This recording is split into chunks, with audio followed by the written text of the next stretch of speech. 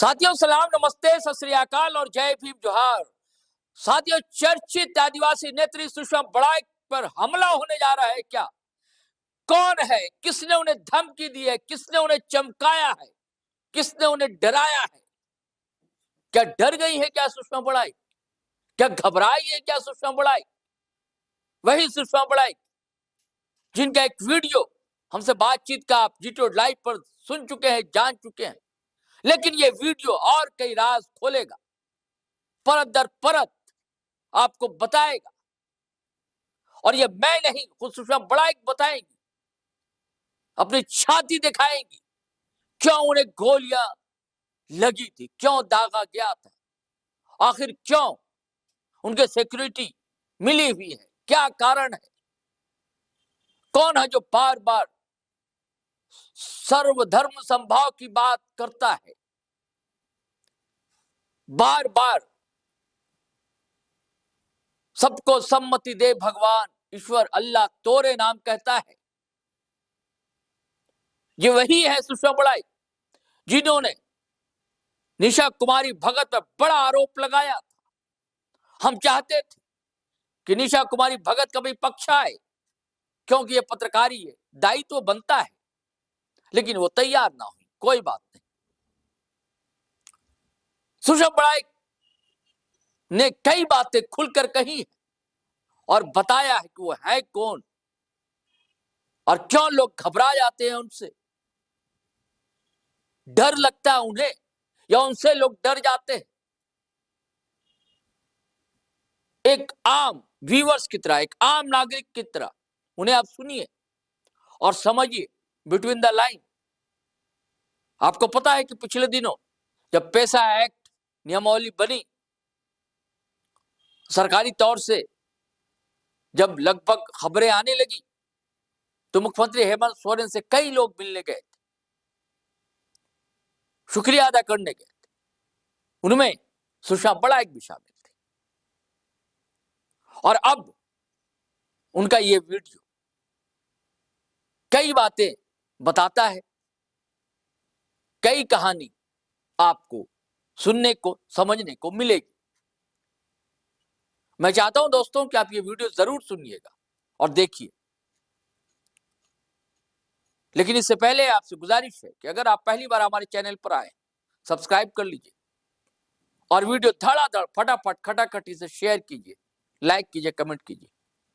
चलिए अब सुनिए सुषमा बड़ाइक ने कहा क्या, फिर हम बातचीत करते हैं। मेरे जीवन को लेकर के समाज में बहुत सस्पेंस है।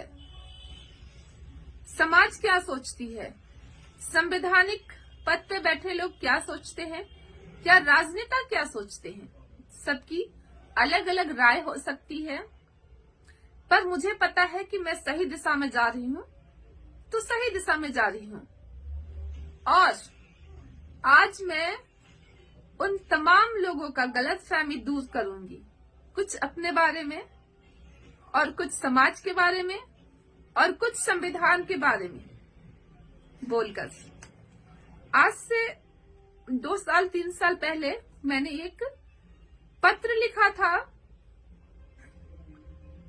माननीय मुख्य न्यायाधीश महोदय भारत सरकार, नई दिल्ली को।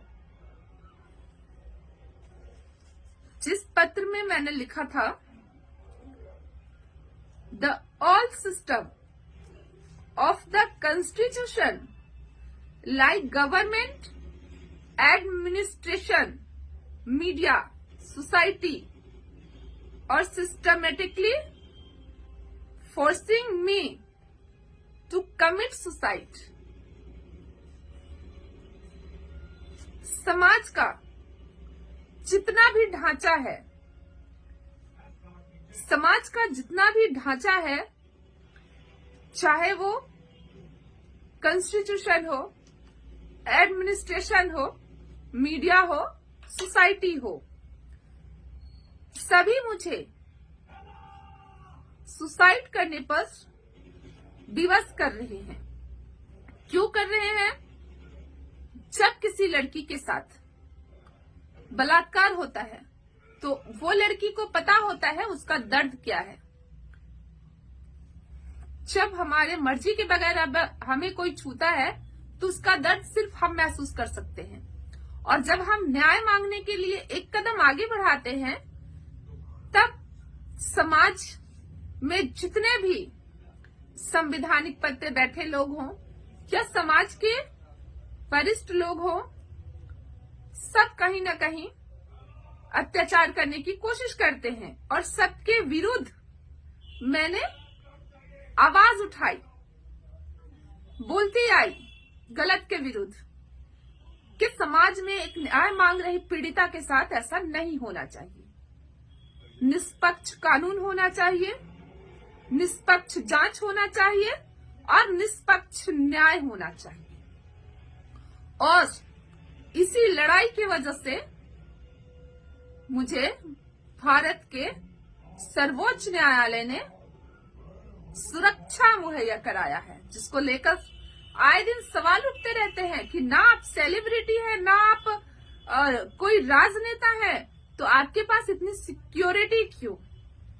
तो जो लोग ये सवाल उठाते हैं वो इतना मंदबुद्धि है क्या कि यदि किसी लड़की को इतना सिक्योरिटी प्रोवाइड कराया गया है, जो एक आम लड़की है, साधारण लड़की है, तो उसके पीछे क्या रहस्य है, ये बिना जाने और जानने की कोई कोशिश भी नहीं करता कि आखिर क्यों इतना सिक्योरिटी प्रोवाइड कराई गई है, और बिना जाने सुने बस सवाल कर देना है। तो ये हो गया कि जब न्याय मांगती है एक लड़की तो पूरा समाज, पूरी दुनिया उसे नोचने का प्रयास करता है। और इसीलिए महिलाएं न्याय मांगने से कतराती हैं, डरती हैं कि जो इज्जत का जनाजा तो निकलेगा सो निकलेगा ही, बाकी कोई कसर समाज नहीं छोड़ता, बाकी कोई कसर राजनेता नहीं छोड़ते और ना संवैधानिक पद पर बैठे लोग छोड़ते हैं। इनके विरुद्ध कौन बोलेगा? है किसी में हिम्मत? पर मैंने हिम्मत दिखाया, लड़ा, छाती में गोली खाई। जैसे कुछ लोग कहते हैं कि आप महिला होकर मीसा भगत के बारे में क्यों बोलती है? उसने थप्पड़ खाया पुलिस का, और वो नेता है, वो समाज के परिप्रेक्ष्य में बात करती है, लेकिन वो थप्पड़ खाई, वो चीज लोगों को दिख गया।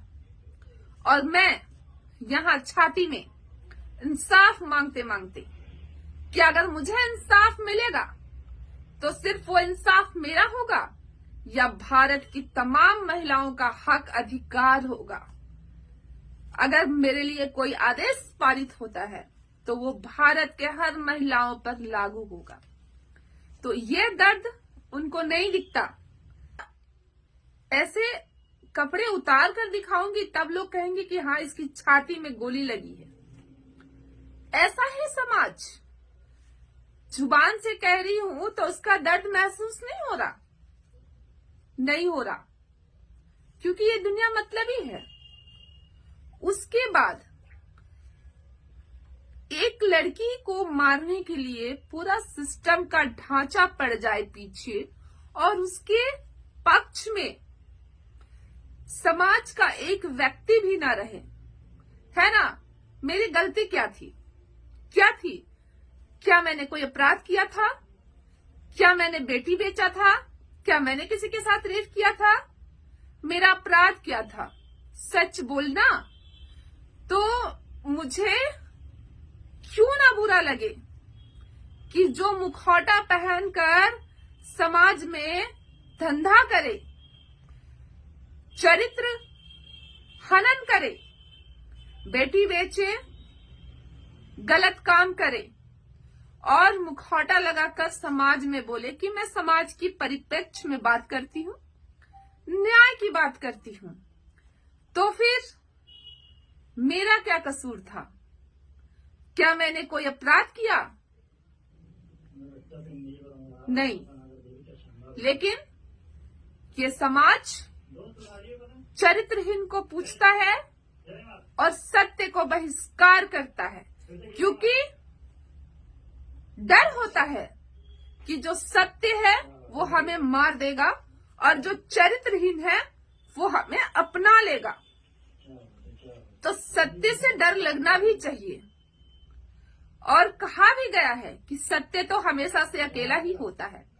और तब जब पूरी दुनिया ने मेरा साथ छोड़ दिया, सब लोग मुझे सुसाइड करने पर प्रेरित करने लगे, या तो इसे मार दो या तो इसे मर जाने दो। तब सत्य को बचाने कौन आएगा? कोई नहीं आया, पर हाँ आए, सत्य को बचाने भगवान आए। हाँ, मैं हूँ आदिवासी, मैं हूँ आदिवासी। नहीं जानती हूँ ब्राह्मणों की तरह पूजा पाठ रीति रिवाज को नहीं जानती हूँ, नहीं जानती हूँ। लेकिन मैं जिस हाल में रहती हूँ, जिस परिस्थिति में रहती हूँ, और भगवान महादेव उसी परिस्थिति में मुझसे मिलने आए और आज भी मिलने आते हैं। और मैं कुछ नहीं बोली, भगवान कहते हैं, भगवान महादेव कहते हैं कि तुम ही मेरी पत्नी हो, पद्मा सती हो, और इस वक्त मनुष्य जीवन को जी रही हो। यदि तुम मार दी गई या मर गई तो संसार में प्रलय आएगा, और अगर जीवित रही तो समाज और संसार में परिवर्तन आएगा। कैसे आएगा परिवर्तन? आप आस्था को कैसे पहचानते हैं? सिर्फ सांप्रदायिक हिंसा के नाम पर? कैसे पहचानते हैं? तुम हिंदू हो, तुम मुसलमान हो, तुम ईसाई हो, आप आस्था को यहीं तक पहचानते हैं। आप पहचानते हैं आस्था को कि मैं हूँ मुसलमान, मैं सर्वश्रेष्ठ हूँ और मेरा ही कानून और मेरा ही धर्म चलेगा। आप पहचानते हैं आस्था को मैं ईसाई हूँ और मेरा जो यीशु भगवान है वही सर्वश्रेष्ठ है और मेरा ही नियम धर्म चलेगा। आप पहचानते हैं मैं हिंदू धर्म से बिलोंग करता हूँ और इस देश में, पूरी दुनिया में बस मेरे ही भगवान की जय जयकार हो। ठीक है, आपका आस्था है और हर किसी को अपना चीज सर्वश्रेष्ठ लगता है। हर किसी को लगता है कि जो मेरी इच्छाओं को पूर्ति कर रहा है मैं उसका जय जयकार करूं, है ना?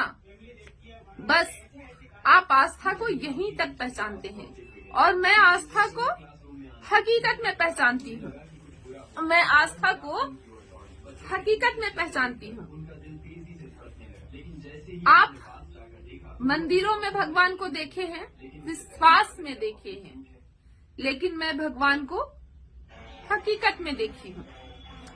महादेव को जानती हूँ, उनके ज्ञान को जानती हूँ, उनके प्रेम को जानती हूँ, उनके संदेश को जानती हूँ। और यही चीज मैं दुनिया को बताना चाहती हूँ कि प्रलय मत लाइए, परिवर्तन लाइए। प्रलय मत लाइए, परिवर्तन लाइए। और अगर मेरी बात होती तो मैं बिना देखे बोल देती, लेकिन महादेव की बात है तो महादेव ने क्या कहा है, उन्होंने दुनिया के लिए क्या संदेश दिया है, वो सारी बातें लिखी हुई है। और क्योंकि मैं पढ़ के सुनाऊंगी, क्योंकि वो मेरी बात नहीं है, वो महादेव की बात है। मेरी बात होती तो मैं पढ़ के ऐसे बोल के सुना देती। महादेव इस संसार से कुछ कहना चाहते हैं। वो कह रहे हैं आप सबसे, पद्मा मेरी सती है और इस वक्त मनुष्य जीवन को जी रही है, उसके प्राण संकट में है। नियति के आगे उसने हर कलंक, हर अपमान, हर पीड़ा को सहती रही और धरती के न्याय संविधान से न्याय की अर्जी करती रही। परिणाम 13 दिसंबर 2022 को सती पद्मा को हत्या के इरादे से गोली मार दी जाती है। शायद दुनिया को अंदाजा भी नहीं सती पद्मा ने क्या पीड़ा को सहा है। वो आगे कह रहे हैं, ये तो सिर्फ मैं ही जानता हूँ। सती जगत जननी है और उसके साथ अति से अधिक अपमान करना संसार के विपरीत और विनाश का कारण तय कर सकता है। सती सृष्टि का आरंभ है और आरंभ ही अंत है। यदि आरंभ को ही इतनी पीड़ा, तो अंत कैसा होगा। और भयानक अंत का ही परिवर्तन है मेरी सती। जो इस समाज में कलयुग का भयानक अंत होने वाला है, उसकी ही परिवर्तन है मेरी सती। भगवान ये समझाना चाह रहे हैं, मेरी सती की पीड़ा ही कलयुग की कथा है। जैसे आप सब आवाज उठाते हैं ना, मैं ये हूँ, मैं चरित्रहीन हूँ, मुझे इतनी सिक्योरिटी क्यों मिली है, मुझे गोली क्यों मारा गया है। मेरे जीवन में बचपन से लेकर आज तक जो भी घटनाएं घटित हुई है, वही घटना कलयुग की कथा लिखी जाएगी। और कलयुग की कथा का अंत भगवान महावीर के दरबार में होना है। ये कथा का अंत भगवान महावीर के दरबार में होना है, क्योंकि जब ये कथा लिखी जाएगी तो लिखते लिखते लिखते हम वहां पहुंच जाएंगे आस्था पर, और आस्था को साबित करने के लिए भगवान महावीर जीवित है, ये कथा वहां तक पहुंच जाएगा और भगवान महावीर को दुनिया जीवित देखेगी। उस दिन स्वयं इस दुनिया में परिवर्तन आ जाएगा कि जिस आस्था को आप विश्वास में पहचानते हैं, उस आस्था को आप हकीकत में देख लिए, और उस दिन स्वयं पूरी दुनिया में परिवर्तन आ जाएगा। और वो दरबार, भगवान के जीवित होने का दरबार, केवल सती जानती है। भगवान महादेव कहते हैं, उन्होंने ये साक्ष्य दिया है कि अगर आप दुनिया को बताती हैं कि भगवान मुझसे मिलने आते हैं, तो इसका साक्ष्य प्रमाण क्या है। तो महादेव का पहला प्रमाण है कि भगवान महावीर जीवित है, और माता अंजनी जो भगवान महावीर की माता है, वो जीवित है। और ये दोनों कहाँ जीवित है, किस स्थान पे जीवित है, इनका जीवित होने का स्थान केवल मैं जानती हूँ। लेकिन तब ये दरबार खुलेगा जब आप कलयुग की कथा को जानेंगे, सुनेंगे कि आखिर कलयुग में क्या लिखी जाएगी। हर युग का अपना अपना एक कथा है। सतयुग का कथा है, द्वापर युग का कथा है, त्रेता युग का कथा है, पर कलयुग का कथा क्या होगा।